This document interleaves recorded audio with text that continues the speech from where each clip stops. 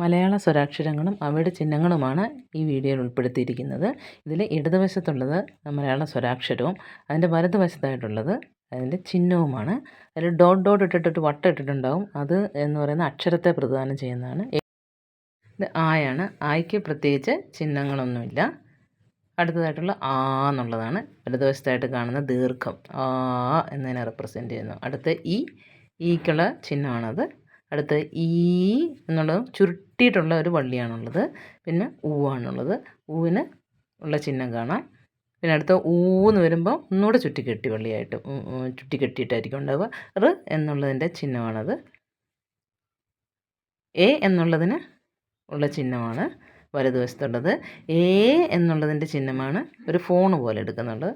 അതേപോലെ ഐ എന്നുള്ളതിൻ്റെ ചിഹ്നമാണ് രണ്ട് ചിഹ്നങ്ങൾ ചേർന്ന്. ഓ എന്നുള്ളതിൻ്റെ ഒരക്ഷരത്തിൻ്റെ മുന്നിലും പിറകിലുമായിട്ട് വരും.